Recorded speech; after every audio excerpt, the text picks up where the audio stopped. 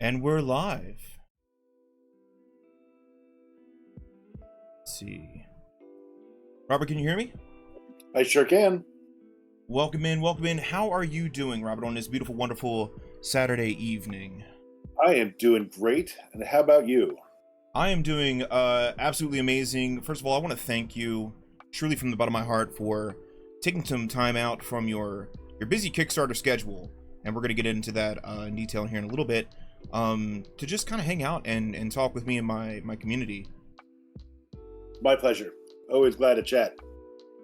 Awesome. And so the reason why I'm bringing you on is because way back in April of this year, a very good friend of mine by the name of Northern Kiss. We're VTubers. I don't know how much you know about VTubers or virtual YouTubers or anything like that. But we're all part of like the VTuber community, and she asked me if I could run a game for her. As a brand new player, she's only had like one game of like 5th edition. And I thought to myself, what game could I run, right? What game could I bring out and bring to the public and say, this is the kind of game you should really pay attention to? And it clicked. Shadow of the Demon Lord. Oh, that's very sweet. Thank you. And we've been running this campaign. I've been running it at, like, you start at level 0 and you level up every session. When you start the 10th session, or like the 11th session, when you start at level 10, Demon Lord shows up. That is going to be next week. Oh my. In fact, that is going to coincide with the final day of your Kickstarter. Well, that sounds great. What a way to end it. Absolutely. The stars have aligned, truly.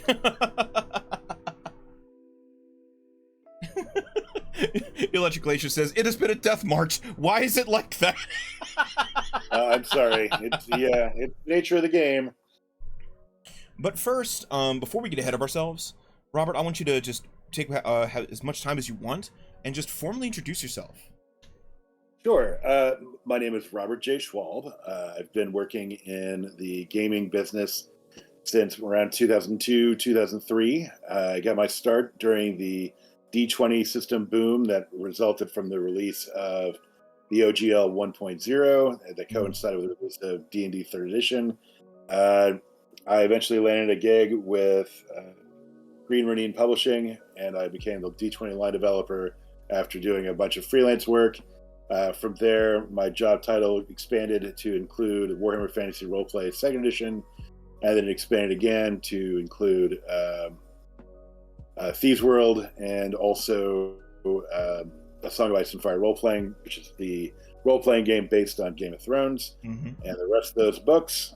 From there, I was while doing all of that, I did a lot of freelance for other companies, and so my name was on a bunch of other things. But I started working for Wizards of the Coast as a contractor in my 2006, 2007, I guess. Some of my earliest work appears for D&D in Tome of Magic, and I think an issue of Dungeon Magazine. And then I started getting regular work with Wizards of the Coast, and eventually they poached me in 2008, and I jumped in and was a heavy contributor to supplements for 4th edition D&D. That eventually ran its course, and I moved over to the 5th edition design team, and I was there from almost the very beginning. We had pretty much just pulled together a team in around 2011, 2012, led by Rich Baker. And the team was pretty big. It kept growing, and then eventually contracted, and it was Monty Cook, Bruce Cordell, and myself. And we did that for a while. And then after a few more shakeups, that all came out. 5th edition hit the shelves. Shadow of the Demon Lord was my next project under my own imprint. That was followed by some 200 products, as well as Punk Apocalyptic, Occult Philosophy, Freeport. And then now here we are doing Shadow of the Weird Wizard. We're the last couple days of that. And that may be it for me, but we'll see. That may be it for you? Yeah, I'm a little crispy. You can probably imagine. I mean, that's 20 years of just hardcore in the trenches game design. Right. I started out. There's not a lot of money in the business. It seems, people looking at the Kickstarters today, where they're companies that are pulling in 1.4, 1.5 million dollars, or even where mine's doing really well.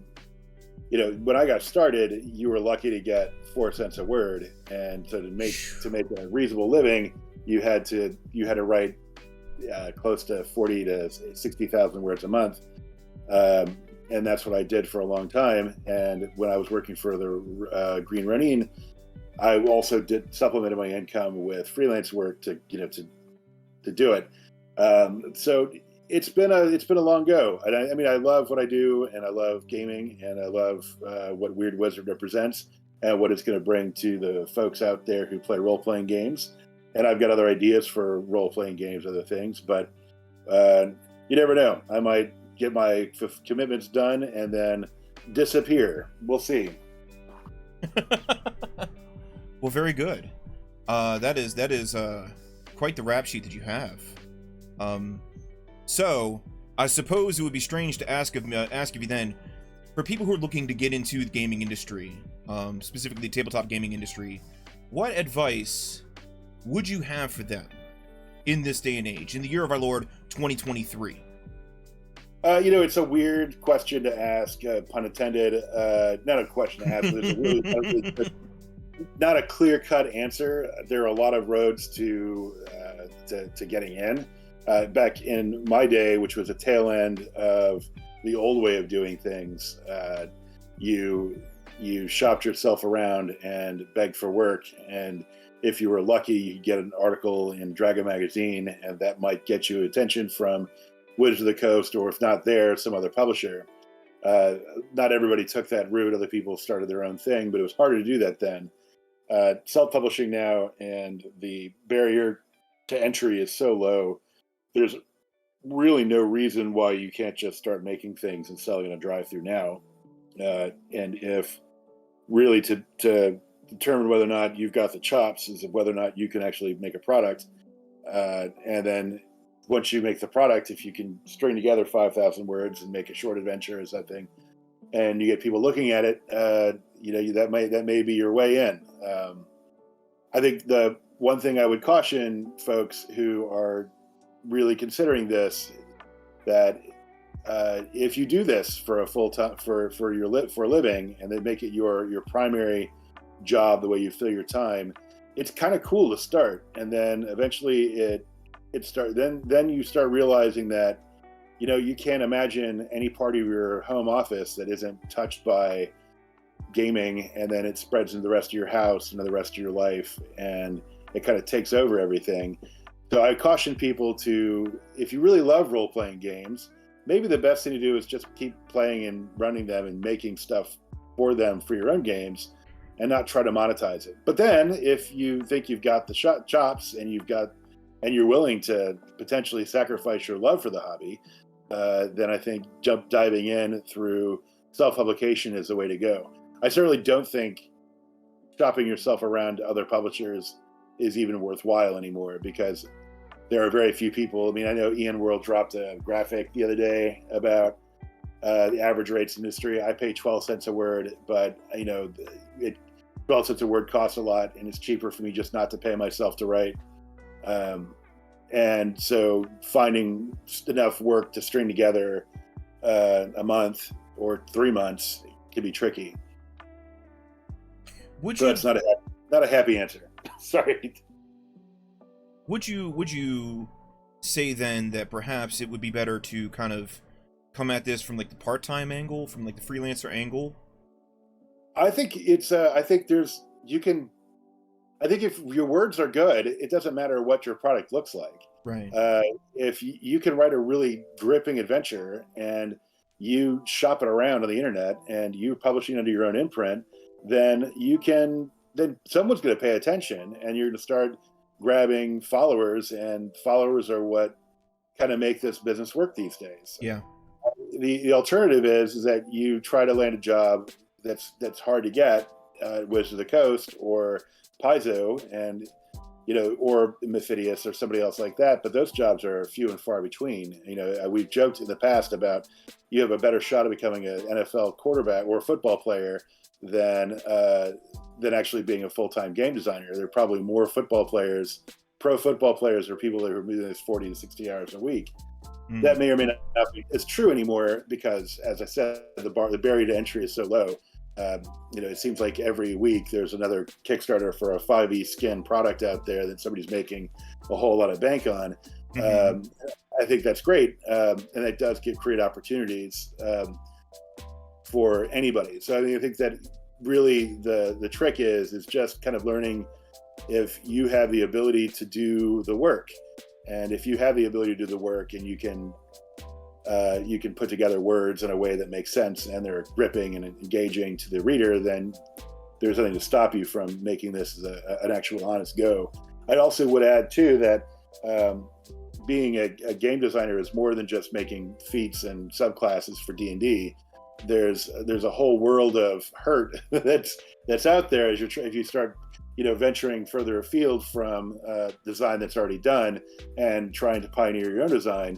And that makes that takes it takes a broad skill set of having being a competent writer, as well as having a firm grasp of probability and calculating the odds and mathematics, and there are a lot of other elements there that kind of go into that.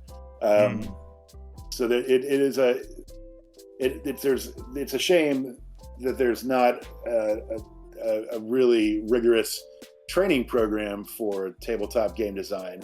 However, let's also be realistic. I mean, we are really making buggies and carriages in a time of automobiles.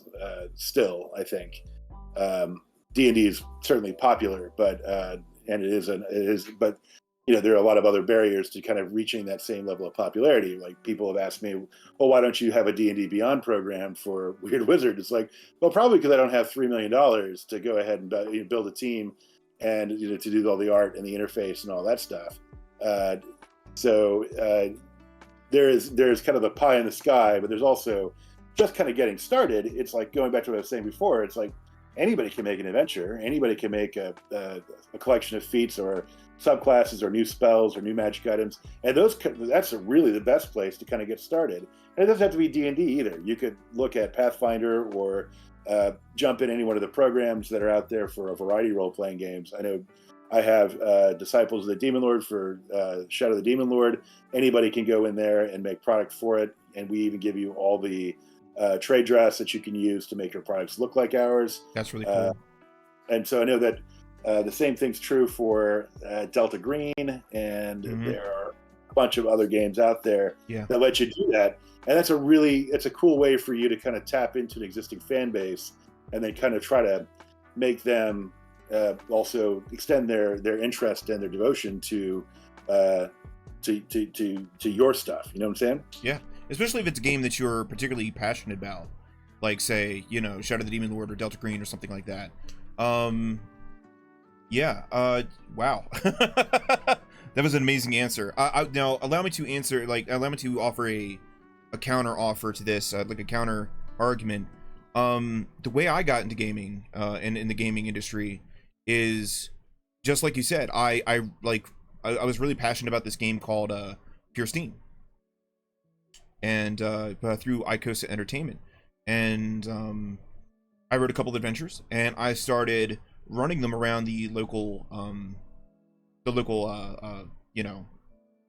like shows and stuff, and around the local conventions. And what I found out was the one of the people who was running one of the local conventions was the cousin of the guy who was the president of Icosa Entertainment. And he saw me running these games, and I mean, he got this guy on a FaceTime call with me right then and there, and they were like, "Hey, we want you to be part of our Gen Con team, our Gen Con tournament team, to run games for us." And I said, "Absolutely." So that's what I started doing in 2017, and I was part of their Gen Con team for many years.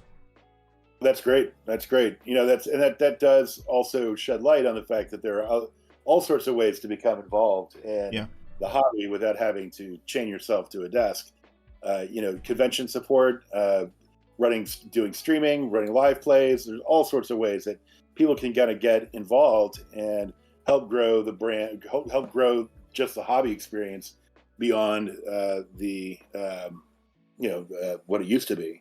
So, I mean, you folks do great work on just kind of raising awareness and revealing other ways to play and other games to look at. So, hell yeah. Speaking of raising awareness, let's pivot over to Shadow of the Weird Wizard. So, sure. Tell us about Shadow of the Weird Wizard.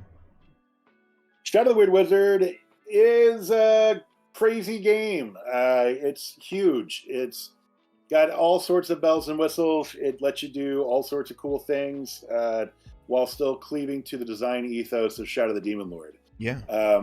The stick was, I mean, going all the way back to 2017, I guess, I realized that people were not as hot to play a game that has hateful defecation as a spell and weren't so cool about, demons made of genitalia.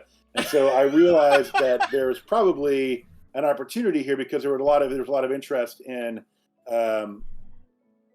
interest in the game system and the way combat works and the smooth transition between narrative modes and tactical modes.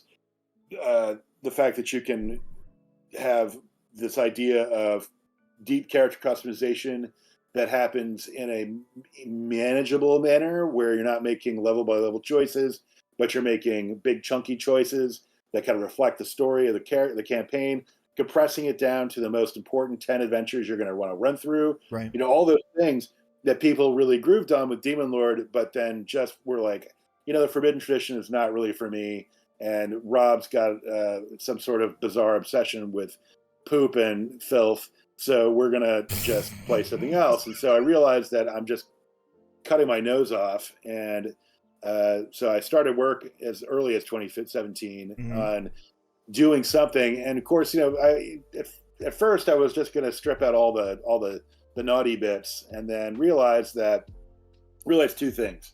One, there's an opportunity for me to do something new that still keeps the core identity of the Demon Lord engine intact. Two, there is an opportunity for me to, and two, it's not fair to the audience for me to come out and say, well, I just took out all the naughty bits and here's buy this game again. I want to do something new and different, but also has elements that are sort of in common. So that took me on a long and torturous road of design and redesign, and 60 iterations later, here we are. There's Wait a minute, let me put a highlight on it. 60 iterations of this game. If not more. Going as far back as 2017. So you've been developing this game for 6 years.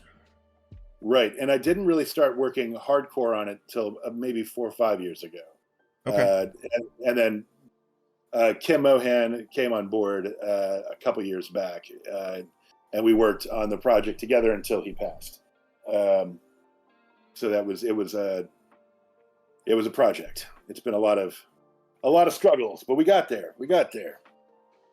Well, from what I've seen from Shadow of the Demon Lord, and it's the game of hateful defecation and all of that. But when I was reading through it again with fresh, more experienced eyes, because I ran I ran through and played through a campaign. I actually took do you remember the Isle of Dread? Yeah.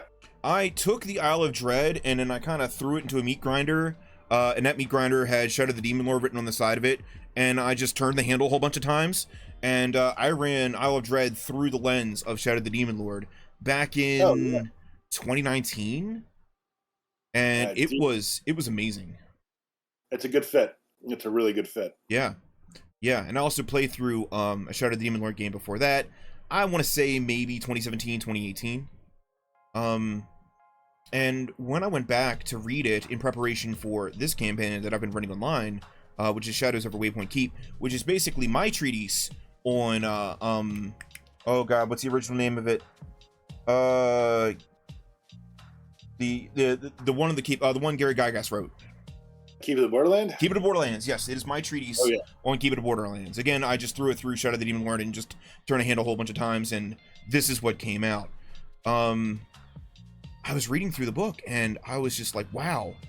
This isn't just, some guy sitting there enjoying his catharsis and making all of the spells that, he probably got shouted down in meetings over when he was helping develop 5th edition. No, this is an amazing game. Like the boons and the banes and the d20s and how the math works, and if you have 15 strength, your modifier is +5. Just bada bing, bada boom. So easy. It flows. Like, the game flows so well. I need you to understand. I need to elucidate in the clearest and most positive and most powerful way that I can the game that you built, Rob. Just wow. Thank you. Well, thank you very much. That means a lot. Yeah. It's a labor of love. There's always this kind of question. It's like, well, how did I go when building this? Did I make it too close to D&D? And because there are certain elements that are going to be there, but I also recognize the fact that so many people come to role-playing games through the portal of Dungeons and Dragons, and if I'm going to convince them to play something different, I don't want them to be dumped in the deep end of the pool. I want to give them a step. I want to give them a step out to and see the things that are familiar. Like, people think about a role-playing game, they think about a D20. But people don't necessarily know what a D8 looks like, and they probably can't tell the difference between a D8 and a D10 when you're asking a new person to come into the game and figure out which die to roll and what. They can't believe me. Okay, so I'm not going to go through my whole past, but conservatively speaking, I was a venture captain at Pathfinder Society for 10 years. And conservatively speaking, I ran about 6,000 hours of Pathfinder Society games. Oof. Over those 10 years. I had a very successful program. At my height, I had 4 to 5 tables of people, about 20 to 25 people, showing up on Tuesday and Saturday nights, twice a week, every week, for months. So I got a lot of data on new players. Right, I bet. And I live and I work in it's a tourist trap town. It's a university town. The population of this township swells by about 150% 9 months out of the year. And it's an engineering school above all things. I'm not going to tell you which one, because that would dox me and dox everybody. And I'm a VTuber, I got to keep, kayfabe and all that. So these are engineering students coming in, right? Like college freshmen and sophomores, whatever. These are smart kids. And when I tell them to roll the D8 or the D10, they go, what? Or the D12, like the D12 and the D20 looks very much the same to them. And they go, what? Right? So yeah, I totally understand you when it came to simplifying the game down to the D20 and the D6. Two dice you recognize right off the bat. And the same thing goes with the idea of classes. Rather than really having classes, we just have paths, and it says, well, I'm going to do this thing for now, but you're not locked into it for the rest of the time you're playing, because you can use something else 2 sessions later, and then maybe 4 sessions after that you want to do something completely different, and the game is forgiving enough and mechanically stable enough to enable you to make those choices without feeling like you're going to be. That's another one of the beautiful things of Shadow of the Demon Lord. It is very, very hard to make a shitty character, right? Really tried hard about it. That was a big struggle, but it was one of the things too with Weird Wizard is that Demon Lord is tailored for horror fantasy, so characters they can wield some considerable power, but they are relatively fragile in the larger scheme of things. With Weird Wizard, the idea is that you're ramping up, and your character is, as you become more and more important to the Borderlands setting, your character has a greater durability, greater ability to affect the world around them, and to change their environment, and that speaks to a higher level of fantasy than what the mud and blood style of gameplay that Demon Lord embraces. And that was part of the reason why Weird Wizard took so long, was because I had to rebuild everything from the ground up. I had to go through and rebuild the underlying math and make sure that everything kind of fits together and achieves this while still making monsters feel epic and cool at the higher tiers, but make everything feel bigger and more boisterous than what Demon Lord would give. Because when a big demon prince shows up in Demon Lord, it's just you're dead, right? You're almost guaranteed to be dead. You're not going to take the demon prince on in hand-to-hand combat. You're going to do all sorts of other things in order to deal with this. What about hand-to-cannon combat? Right. Yeah, I just oh my goodness. Just the way all of the classes flow together. Okay, here's the thing I love about Shadow of the Demon Lord. You start at level 0, and you can have an idea of how your character is going to be, but really you want to let the gameplay determine the path that you go down each and every step of the way. You know what I'm saying? Right. So let me ask you this question in pursuant to that. Shadow of the Weird Wizard, you say it's a more enhanced version of Shadow of the Demon Lord. What does that mean? Sure. Here's an example. We don't use level 0 characters in the core book. And the reason for it is that you shouldn't start off with the assumption that you're not heroes and become heroes. Rather, the game assumes you are heroes helping refugees settle into a land that has been kind of vacated by this menacing figure called the Weird Wizard. So there's that. Characters have a little bit more punch to them. They have greater durability. For example, if warriors at the novice tier get 6 health per at level 2, when you hit your expert path, that doubles, nice. And then it triples at your master path. Okay. And the whole idea of this is that it reinforces the idea that you're not playing.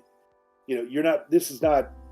You play 10 days of gaming, and then your character goes from 1 to 10 suddenly in that time, but rather we're zooming in that a quest is the most important part of your character's life, and there are probably 10 really, really big moments, and each of these adventures highlights those moments, and there could be any amount of time in between them. So that we don't have to worry about, how long did I spend training? We don't care about that.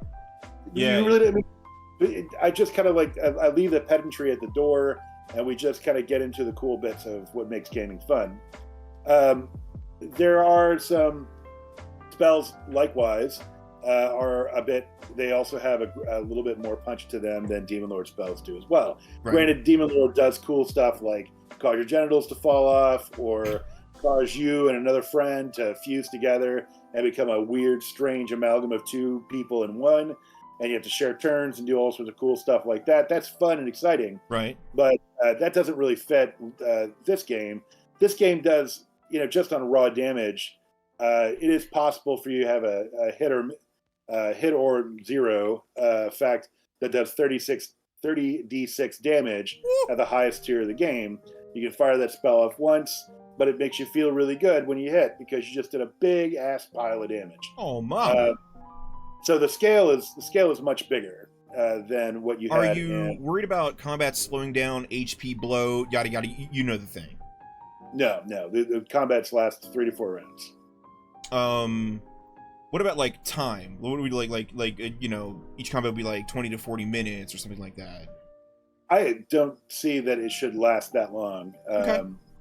I think because I'm play fast and loose on. Okay, so let me back up just a second. All right. So there's been some feedback on recently about people wanting more guidance about what a fight should look like in Weird Wizard. I give some parameters because I think as a game designer you have to, but I also think that that's false precision. And there is when you think that there is when your key way to determine whether success or failure happens is a D20.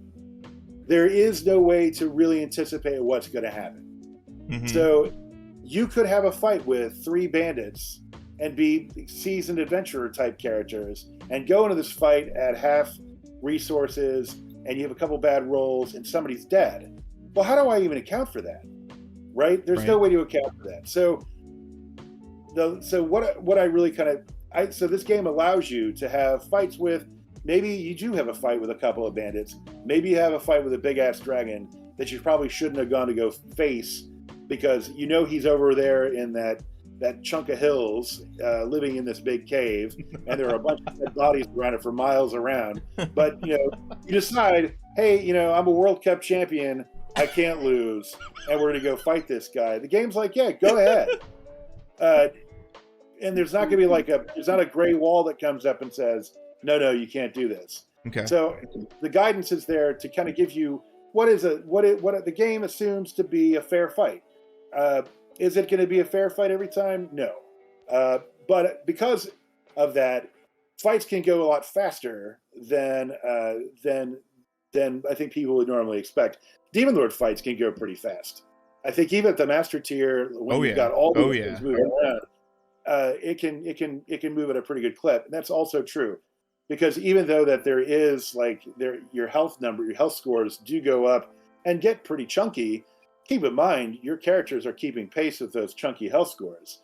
A 10th level warrior type character who's been utterly devoted to that path is doing with a two-handed weapon 10d6 of damage around. Yeah, so that's pretty sexy. Yeah, and then your big scary wizard dude is going to drop a 30-6 ray of death and destruction that punches a hole through things. It's going to go pretty fast.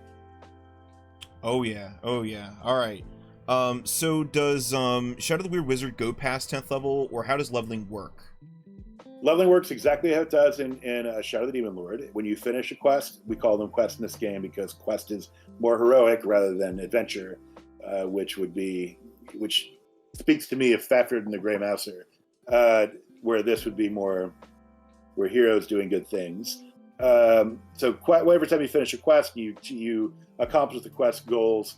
Your group retires for that level, and they have a period of downtime that can last from as long as the sage wants. We also call the game master the sage because I just felt its sage advice is too cheeky to pass up. Nice, I like that. So there's So yeah, you go through 10 levels. We have rules baked into the Secrets of the Weird Wizard book, which enables play above level 10. You get these legendary talents, and legendary talents give you a big juicy benefit every time you increase a level. Okay. Here's a really good question here from one of my viewers. How important is it to you that caster and melee characters on a much more equal footing within your games? Is it really important? Is it not very important? What are your thoughts and feels on that? I'm of two minds, right? There, on the one hand, I come from the Gygaxian back school of thought on that, where you don't measure a character's capabilities from in a session, but rather you look at over the life of the campaign. And so the magic user starts off fragile, but becomes quite potent later on, where the fighter or the fighting man, whichever way you want to call it, or warrior if you're in second edition, who becomes fighter, whatever, starts off pretty competent, but then kind of levels out later on in play. I am very sympathetic to that style, but I also recognize that people aren't playing 5-year campaigns as much as they used to. And therefore, I also understand the value that 4th edition D&D, what 4th edition D&D did by creating parity between the various class options. So what I do in this game is that there is greater parity between magic using type paths and warriors, but there is still some of that going on, right? Like the warrior, no matter how badass you are at level 10, you can't really stop this. You can't call a tornado out of the sky. You just can't. That's not what it means to be in a magical world.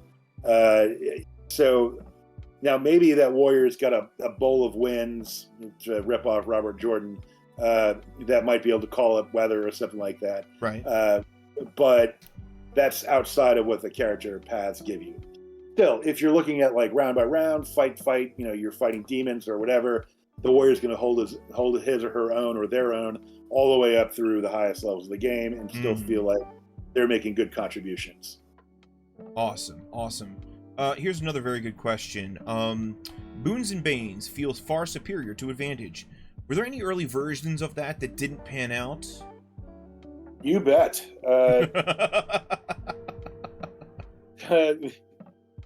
Interesting story. Going all the way back to my time on 5th edition design, we had planned on using bonus dice, and you can see that game mechanic existing even today in certain spells, and you call it advantage dice or disadvantage dice. And my original plan for those was that they were going to be scaling, right? So that at lower levels, you would have maybe D4s, but as you get to the highest levels, you'd get up to D12 or even D20s. Right. When you have advantage. And because that would be, and it's class based, so that you would have another lever to pull, another dial to turn as far as keeping classes individuated. That there were bitter, acrimonious arguments about bonus dice versus advantage, disadvantage, and eventually I lost that fight, and that's cool. That's fine because I got to bring that tech over to Demon Lord.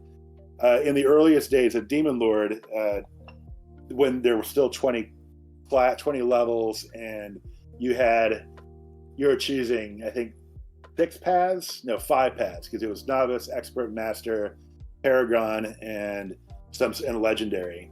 It seems like a callback to Beck Me almost. Yeah, it was also another kind of nod to 4th edition, because 4th edition had paragon paths and epic destinies, the 20 to 30 level. But that too, and also Demon Lord did use a full suite of polyhedral dice, and in fact, I didn't decide not to use polyhedral dice until the night before we debuted the game publicly for the first time. Whoa! All my game masters are freaking out because they're like, "What do you mean we're not using D4s and D8s for boons and banes?" So it was a funny moment, but it was to my benefit to cling to the D6, because the D6 is just enough to temper the fickleness of the D20. Yeah. And it allows you to do more than you would normally be able to do, which is something that advantage and disadvantage don't let you do. They bound you within what is normally capable for your character.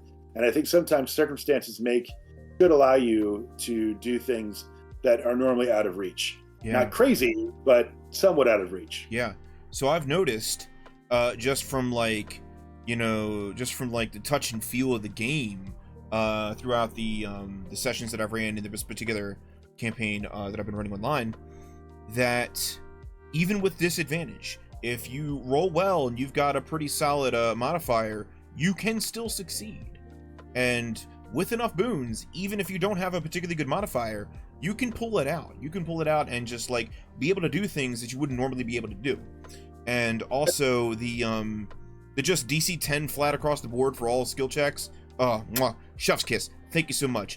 It feels like, in hindsight, looking back towards the demon crested sunset, right, of the game that you built before, that every major decision that rose beneath the mire of all the other things that you were trying to balance forged a game that was much more focused. You know what I'm saying? Yeah, well, you think about it, it's like, why do you have to have multiple difficulty levels for a task? Now, this may sound heretical, right? Right. But it's like, if they've got a 70% chance of success, right? Is it good for gameplay and the story for them to fail? No. Yeah. If you've got a 30% chance of success, can't you just encourage the players to find some way to improve their chance of success above 30%? Maybe. So if probably, so what this does, it's like, if Johnny, playing the 8 strength wizard, decides he's going to kick down the door, you can just tell Johnny, piss off. There's no way you're going to bounce Johnny, off the door. I hate that guy. There's no reason for you to even bother trying, because your character doesn't have the capability. It's on your character sheet without having to be, clear. You just can't open the door. Find some other way. So Johnny's player says, well, I'm going to look around for a battering ram, or I'm going to drag the big brawny guy to kick the door down. There are so many stories of the stupidisms, and that's a new word I just made up right now, but the stupidity of situations where the warrior bounces off the door while the cleric gives it a try. The cleric bounces off the door, but then the scrawny wizard comes up and is like, oh, you softened up for me. Well, it's funny the first time, but it happens enough times, it's like, what are we doing here? It does break verisimilitude, yeah. So let's just shelve all that, and it's so that's why my attitude is that if you've got a reasonable chance of success, then you succeed. if you don't have a reasonable chance of success, you might have to roll. And if it's really unlikely, come up with a better way to make it more likely. And that's really all you have to do, in the sense that for why it's target number 10, it still gives players an advantage, a slight advantage, because it's a 55% chance of success on a straight roll on a fair die, but it feels right. Okay. All right. Here's a pretty involved question here. I'm gonna kind of scrunch this up a bit. Question: in full send magic builds, like, you're specifically trying to build something in Shadow of the Demon Lord from power 1 to power 5, right? Was it deliberate that power 3 felt relatively brief? Did that come up in all in testing? They describe like power 3 and power 4 spells are surprisingly robust compared to like 2 and 5, which forces players to make hard choices between new higher power spells with fewer castings and lower rank spells that seem to be more flexible. Was that intentional, or is it just something this player kind of like encountered? No, it's totally intentional. The game gets more interesting when you're futzing around at power level 3 and power 4, because you've got enough toys to play with, and by that point you should have enough traditions that you're now having to really scratch your head and say, boy, you really want this, or you really want that. And design led me, because you have a more limited resource at the lower levels of gameplay and the lower tiers of gameplay, that we need spells to do more than just be fire and forget. They need to have a couple of, in some cases, they need to be able to do multiple things in order to make the investment worthwhile. And that's especially true when you're telling a player, it's like, hey, I know you have a chance that you could do more damage than the warrior for one round, but you also can pop all these doors and make these cool illusions and change what you look like and do all these other things. And so you've got to make sure that those are sexy enough to convince the player to set aside the ability to do just a scotch more damage, which really probably won't make a difference at all, in order to give them a little bit more meaningful player experience. Yeah, but it feels better. It feels better, right? Yeah. And then, of course, at power rank 5, and if you get up with Cult Philosophy, as my buddy there makes a mention of, and you get to the really high-level spells or the high-rank spells, then they can do specific things where I'm zooming in on what are the big fantasy beats I'm trying to hit. That same player who just asked that question, she just said, Occult Philosophy is so good. Thank you very much. I love that book. So one thing I need to tell you is that the 4 players that I brought on for my online running of Shadow of the Demon Lord, one of them is Grizzled Vet. One of them, this is literally her second campaign ever. One of them, he hasn't played a game since the Reagan era. Right? I mean, this man hasn't played a game in like 30 years. Like, even longer. And the 4th one, this was his very first TTRPG experience. That warms my cockles in ways I could barely begin to describe. And I say all this to say this. So, the new guy, the guy from the Reagan era, he warmed up eventually, but the new guy, it took him a while, right? Because, I mean, the consummate veteran, the consummate professional, she is amazing. She is one of the greatest role players I have ever encountered in my 30 years of playing the game. And in episode, I think 7 or 8, he has this moment when he is receiving a blessing from the Earth Goddess, from the Earth Spirit, and he comes to terms with his shadow. So one of the themes of my game is every single one of the players has done some bad shit, trademark copyright. Okay, and each one of them is literally possessed by a demon.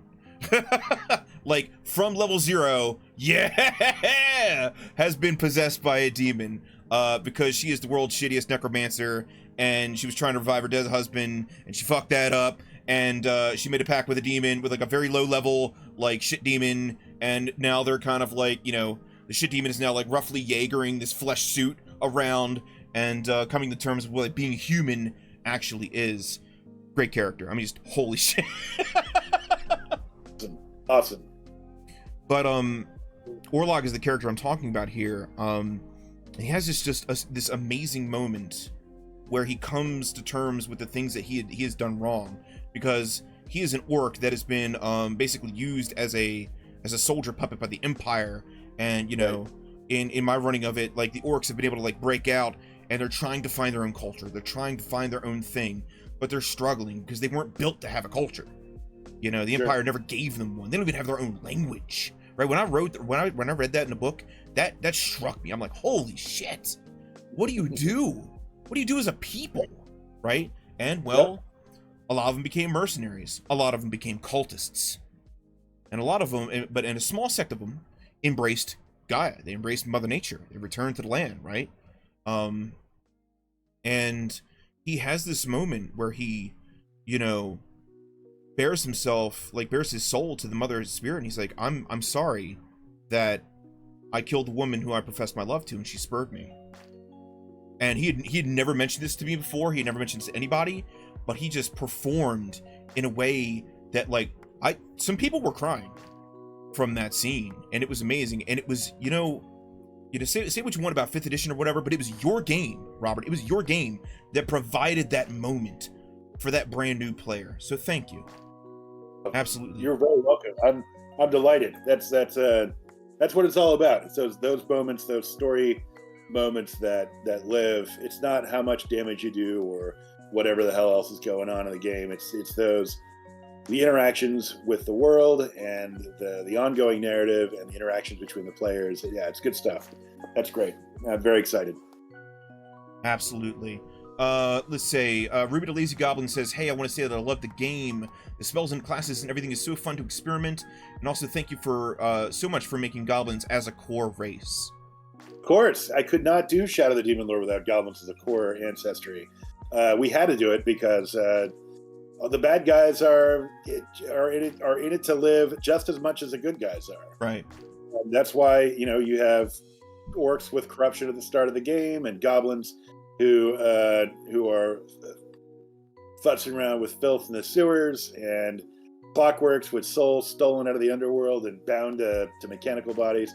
Those are all very very considered choices. It could have gone the more traditional route of here's your dwarf, here's your halfling, here's your elf, blah blah blah blah blah. But I felt that with Demon Lord, it was more important to show how a fantasy world would look if you are in an apocalypse, right? Yeah. Oh yeah. Not just in apocalypse, when you are staring down the apocalypse. Right. Yeah. When there are any number of ways the shadow might manifest and do something terrible to reality. Now, that said, I should, going back to Weird Wizard, the core rulebook is human centered, because the default story for Shadow the Weird Wizard is very much a human one. People are fleeing from the old country and trying to settle and establish themselves in the borderland. These are human refugees. They're not really dwarves and halflings and goblins and the like. That being said, Secrets of the Weird Wizard is loaded with ancestries. So as you're playing the game, the sage might say, you fought a bunch of goblins, and we're going to now open up the goblin as an ancestry for characters to play, because maybe what you've based on what the characters have done in trying to improve relations with goblins who have been serving the Goblin King, they create inroads and ways to communicate. Same thing with the Horse Lords, aka Centaurs, or the Deva, who are immortal souls that have been bound into crystals that have been scattered across the world after the gods struck down their lands, and they make pacts with humans, and the souls merge with their own, and they can let their luminous presence come out, and so you have two characters at once. Just badass shit. But all those things are available, but the sage is empowered with deciding, hey, what kind of story are we gonna tell? And so we can then, maybe this campaign we're going to use wood roses and clockworks and fawns, but the next one we're going to be a gritty Thieves World style thing and have we're all basically humans with different nationalities that are kind of having to work together to overcome our difficulties and our prejudices in order to solve some sort of big upswell of darkness that's coming from beneath the city, or any number of different scenarios. And the plan is to, rather than just make them all available, as I was saying, right. is to let groups decide what fits and what doesn't fit. And humans have a great deal more flexibility than they had in Demon Lord. They have a selection of some cool talents that are just giving you not big, but modest power-ups that make you feel pretty good. That's and cool. it also gives me the ability to build other ancestries off those mechanics. Oh my gosh. I just want to say that you are an amazing interview. Like, I've done some interviews before, but just the answers you're giving me and like the depth of the answers and just oh my gosh, Robert, thank you so much. You're very welcome. This has been an absolute pleasure. Ooh, I just got a really good question. Backwards compatibility. Will content from Demon Lord work with Weird Wizard and vice versa? Yes and no. There are going to be some monsters that are similar. Okay. And so to be clear, there are going to be some recognizable monsters, right? You're going to have bandits, you're going to have marauders, you're going to have stuff that comes out of folklore. What? Right, I know, shocking. But so like, here's the deal. Imagine that you're a player and your game master is saying, you're talking to some NPCs in the village, and they said, mm-hmm. "Yeah, there's some goblins up in the woods, and they're causing us some trouble." Right? Okay, so now the players immediately get the sense of, okay, I know what a goblin kind of looks like. We just saw the cover of the book, and I know what goblin means in the English language, and I think we can move from there. But let's just take that again and say, well, there are some Shapta that are living up in the hills. It's like, I can make up some other short, stubby race that's got some silly name, but then it creates a barrier for understanding. I want to get all those barriers and throw them away. Right. Using stuff from folklore is important because it's part of what it means to be our shared culture, our shared language. Shared culture, right? It's like, we know what a banshee is. Yeah. So why not put a banshee in the game? Same thing with a phantom or a ghost or a hobgoblin or whatever. There are stuff that are deep, dug pretty deep into folklore in order to find. And there are obviously things that are nods to other things, such as the dreaded man-bear pig from South Park makes an appearance in this game. Oh, you heard it here first, chat. You heard it here first. But there are other things there that are there for me that are in jokes. But there are So there's a lot of that folklore stuff is kind of still the driving force. Okay, all right. Oh, but that didn't answer your question at all, which was, is there backwards compatibility? Yeah. Right. So there is backwards compatibility in the sense that the mechanics are more or less identical. If you bring a path forward from Demon Lord, and if it's an expert path, you're going to need to double the health bonus. And if it's a master path, you're going to triple it. You'll need to know that also Weird Wizard doesn't use the power mechanic. What does it use then? Spells are not broken into ranks anymore. Okay. They are now novice spells, expert spells, and master spells. Ooh, I like that a lot better. A lot better. So when you hit the master tier, you can choose, guess what? A master spell to learn. And now there are some paths that will limit your access to higher tier spells. Right. But the idea is that it keeps that simpler. And because of the nature of spells and spell designs, because spells have castings embedded inside of them, so that you don't have to worry about getting multiple castings later on. Rather, you have a really big, powerful spell. It might just give you one casting, but you might have a still more powerful spell you really cast at a lower levels, but you can cast it 3 times. And so it's a choice. Do I want to do less damage 3 times or do one big pile of damage once? Or there are other effects that also allow us to do stuff like, I got a cloud chariot that I can call down from the sky, and I can ride the cloud chariot and go from hither and yon, blah, blah, blah, blah, blah. And then I can do this for 8 hours, and I can cast a spell 3 times a day, which means I always have a freaking cloud chariot, which is perfectly fine for a master tier character. So that's kind of how those things all hang together there. So there are some differences. Monsters in Weird Wizard will wipe the mat with your Demon Lord characters. Hell yeah.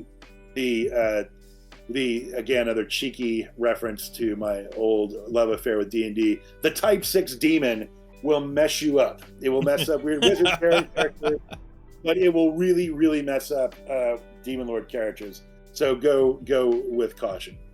I got a quick situation for you. When you told me the Type D demon will mess you up. In the last session that we ran on Thursday night, they had to make a sortie into hell because they're trying to find the true name of the particular demon lord that's about to show up in their prime material plane and erase him from existence. So they showed up to like the demonic Libinarium. They tried to find the page had been torn out, but it couldn't be destroyed because that would be a violation of demon law. So they had to find where the page was. And they get into the inner sanctum of that particular demon lord that they're trying to face, and they find a demi-lich, his pet demi-lich, sitting on his throne. Battle ensues. Our resident wizard does like a swap with him, right? Which puts her sitting on, and this is the demon-infused woman, by the way. Nice. Sitting on the throne of the demon lord, and I go, huh, okay. All right. Make me a will challenge with 8 Banes. And she goes, right. She fails it hard, and I go, that chair is pretty powerful there, Borsalux, which is the name of the demon inside of her, right? And I go, it'd be really easy to just kind of let Gilmord melt away and assume power, real power, right? And it was everything for this character to be like, no, and like just like fling themselves off the chair. So even being upon the throne of the demon lord is enough to just destroy you utterly. Oh, that's nice. She says, excuse me, I passed that after rewriting it. But yeah, I mean, again, that's, some of the wonderful situations that you can get up to with Shadow the Demon Lord. So, getting back to Shadow the Weird Wizard. All right, so Kickstarter, ending in a few days. After it ends, how long is it going to take for us to get our grubby, nubby little fingers on a PDF? All right, so we're going to send out a rough copy PDF probably within a month after the Kickstarter closes. Okay. I'm going to have to do some serious mental health work to get back to that point, but that'll be after it closes. So we'll get that out, and we'll have it is currently in editing, so there will be some typos, but we don't really care about those because we have editors that are working on it. But it'll be an opportunity for us to kind of catch any weird stuff, and weird not in a good weird, but in a bad weird, things that might have crept into the game during the 60 iterations. So we'll have that out. We're also probably going to release the One Bad Apple quest pretty quick. I've got art for that already rolling in. Okay. We'll have that edited, so everybody who backed it will be able to play right away. I expect that we said August of 2024 for the core books. You'll get it sooner than that, most likely. At least the PDF, much sooner than that. Okay. Because I've already have art commissioned, and let me tell you, that's a lot of money on art. But we got the art commissioned, and that's all. Art sells. Art sells products, baby. Sure does. Art's put asses in seats. Right. So we've got that rolling in, and I fully imagine that you'll have that. Well, so probably within 6 months of the PDFs. I'm shooting for early January, maybe February for the PDFs. For the PDF, for a finalized PDF. Right. Okay. And then we'll have the printed products shipping out soon after that. Okay, so early 2024 release.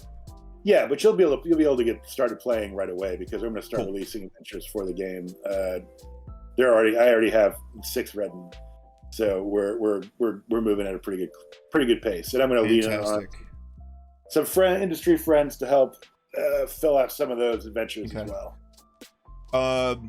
So I want to touch upon the mental health bit that you mentioned there real quick.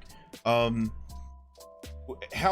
do you have a good support group around you to kind of like make sure that like you're doing okay as a writer, that you kind of like don't kind of, I know what it is to write. I know what it is to write, not at your pace, but I know what it is to write, and it feels like you're kind of in your own vacuum. You know what I'm saying? Sure. So I have two really good bars, and that's good. I've been married for 27 years. Ooh, congratulations. So we have that, and I'm going to be honest with you. The last 4 years have been a real struggle. We lost my wife's parents, and we lost some cherished cats, and I lost my stepfather, Oh gosh. and I also lost Mohan, and there's a little pandemic thing going on in the midst of all this. So yes, I heard about that. It's not been an easy go, but we're through the worst of the worst, I think, of the gauntlet that we've been running through. So yeah, I'm pretty well covered, and I've got good head pills and all the other stuff that keep me going. Well, Rob, I mean, look, I know you don't know me. I know we've just met. I know we've just been talking for about an hour, but if you need anything, sure, and I mean this, if you need anything, you call upon me, and if it is within my power to do it, I will do it for you. Well, thank you. I've got a good network. I've got good plenty of safety nets. I'm okay. They're running a Kickstarter should join the list of 20 most stressful things. Really? There's a lot of fear and loathing. You have to put yourself out there in ways that you normally don't, and not everybody is built for that. Like this interview right here. Well, right. I mean, I've been doing interviews for years, but it's just having to be available, and then of course there's the everyday. You get the update from Kickstarter that tells you how many new pledges you have, and how many adjustments, and how many cancellations, and then of course you say cancellations, and it's somebody and it's like, what did I do? And so it's like you have that kind of that game that you're constantly playing with yourself, right? Like, how do I keep these customers and these people, or are they just dicks, or is there something seriously wrong, or did I do something? And so you have to kind of work through all that, and sometimes it's just like ignore it, right? I mean, that's the trick, is like, there's nothing you can do about it. It's I'm not making, obviously Dolman would, or whatever that game's called, which is great, right? They're doing awesome stuff, and I'm proud of them. But I think, I've done a pretty good job, and I'm doing the best I can. And so it's a struggle, and there's a lot of fear and loathing, gnashing of teeth through the whole process. But I am delighted at how well we've done for basically a 3-person company, 2 contractors and myself. We're, this is being able to bring this game out is a big deal. So hail Satan. Hell yeah. I mean, I must say, I mean, Dolman Wood's great and everything, but they're not you. They're not Shadow the Demon Lord. You know what I'm saying? Well, yeah. I mean, I mean, their Exalted Funeral makes great stuff, and I love them. I don't need to. I hope I didn't come off as like I was saying shit. No. Yeah, they're great, and I back their product. I mean, of course I did. So it's I'm excited to see any success story in our business is good for the whole business. Absolutely. A high tide rises all ships. I was going to say that very early in the interview when you were talking about 5th edition and how it's been very successful in the last, we'll say, about 10 years. Ever since like 5th edition came out. 5th edition has been out for almost 10 years. Can you believe that? Sure can. Yeah, it's interesting. I think that when I was working on 5th, I joked about it being, instead of being called D&D Next, we should be calling it D&D Last, because I couldn't visualize how we would ever, and I wasn't even sure if I would be working for Wizards at that point in the future, right. But obviously I'm not. But there was like how, if the game is a bomb, then we're done. And if the game is super successful, then we're done. Because I don't think the industry would absorb a new edition.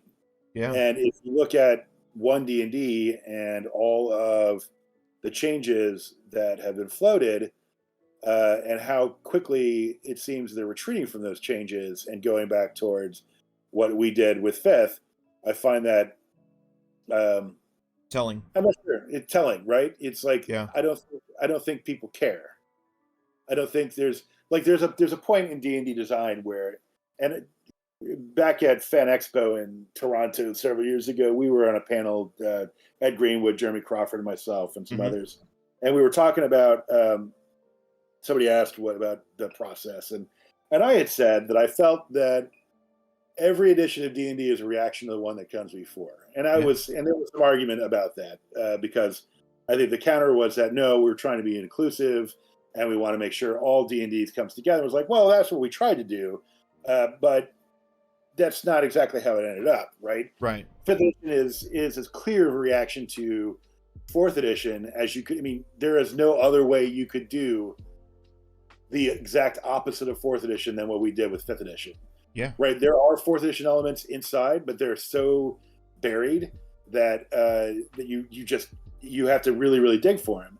And mostly those things are is like cantrips for good or ill, and then you have the battle master subclass and the fighter, and there's a few other things here and there. But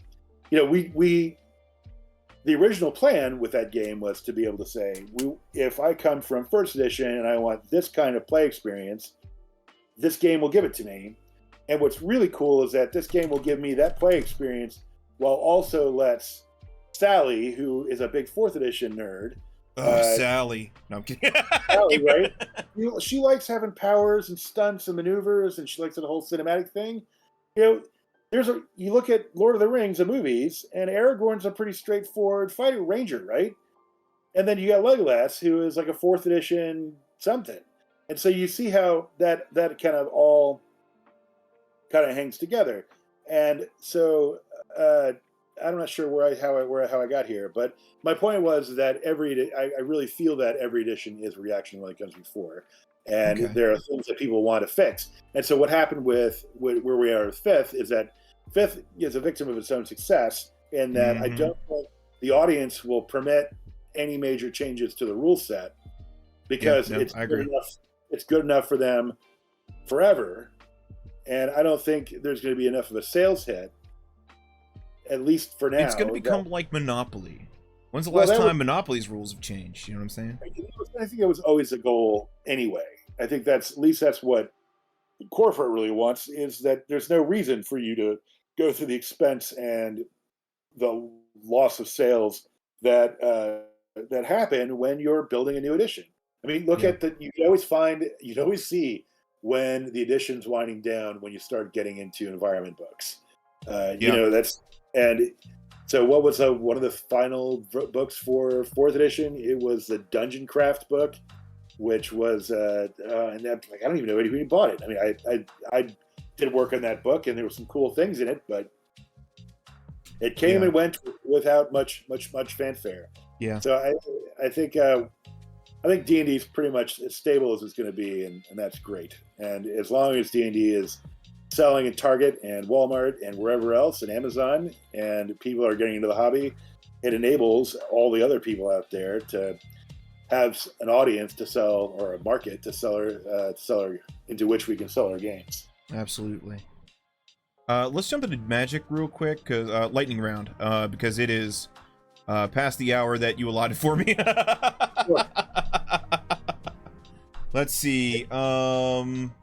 Scrolling up here, where did you get the idea of dividing spells into attack and utility types?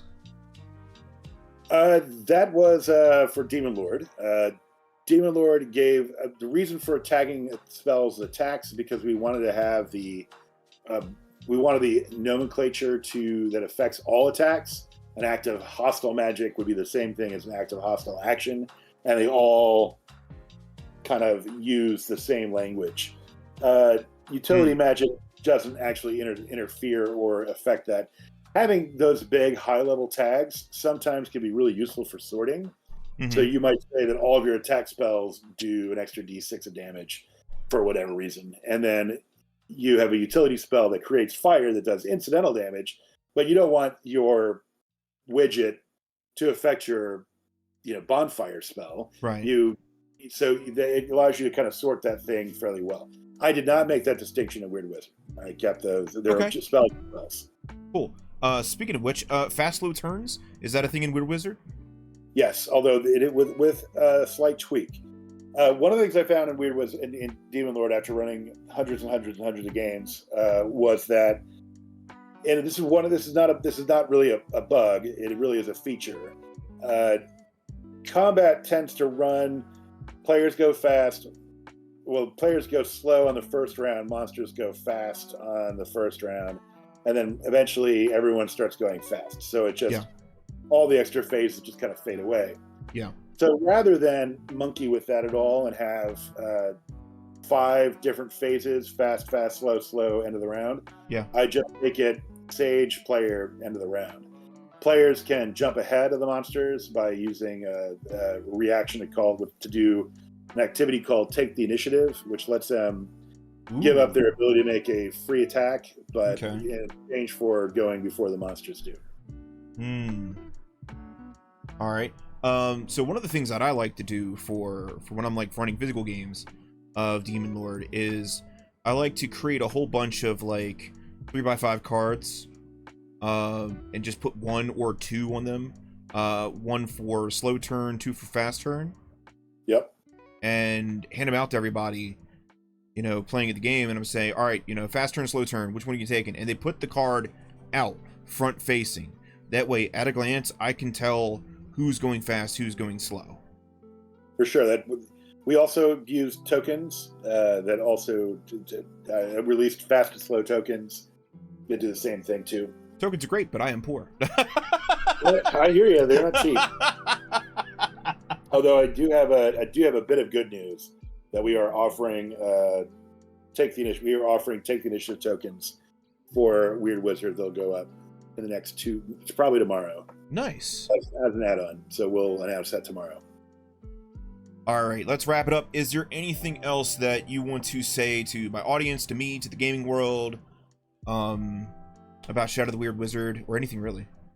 Well, first of all, thank you very much for your time and talking with me about all sorts of nerdy things. I'm always excited to do that, and it's absolutely.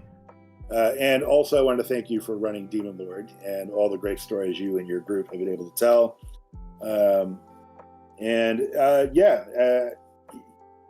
If as far as Weird Wizard is concerned, I think it's if you like indie design and indie game designers and would like to throw your shekel to somewhere that feeds cats, now is a good chance to do so because my cats are hungry and the Kickstarter is still going. And right now, if you back, you'll get over 1,000 pages of additional content after for like $100. Yeah, for $100, you're going to get 1,700 pages of content, which I don't think you can't get anywhere. Yeah, I'm gonna put that right there. All right. Just thank you so much for spending your time with me and giving me this interview. Yeah, I mean, this has been an amazing interview. So thank you, Robert. You're very welcome. I had a great time. Yeah. You have a wonderful evening and good luck with the rest of your Kickstarter. And yeah, hope to hear from you soon. All right. Hail Satan, everyone. You take care. All right. You too. Good night. Good night.